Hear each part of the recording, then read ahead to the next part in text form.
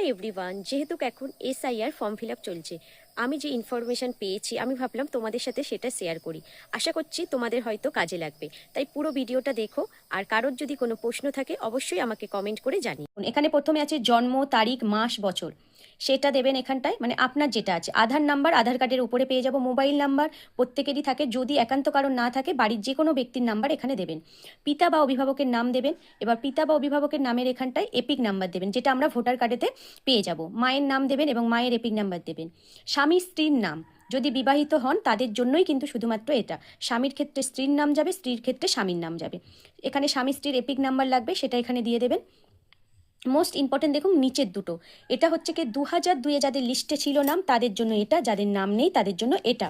তাহলে আমরা কি দেখছি, এই ব্যক্তির নাম 2002-এ ছিল, তিনি কি করেছেন, নিজের নাম দিয়েছেন, তার এপিক নাম্বার দিয়েছেন, আত্মীয়ের নাম অর্থাৎ তার বাবার নাম দিয়েছেন, এখানটা সম্পর্কটা কি পিতা, সেই জন্য সে দিয়েছে, যেহেতু অনুপ সর্দারের শান্তিরঞ্জন সর্দার কি হয় পিতা, সেটাই এখানে দিয়েছেন। তারপর জেলা, রাজ্যের নাম, বিধানসভা কেন্দ্র সবই আমরা 2002-এর লিস্টে পেয়ে যাব, সেই অনুযায়ী এখানটায় লিখে দেবো। এবার 2002-এ যাদের লিস্টে নাম নেই তারা এখানটায় কি করবেন, 2002-এ যদি মায়ের নাম থাকে মায়ের নাম দেবেন, যদি বাবার থাকে বাবার দেবেন।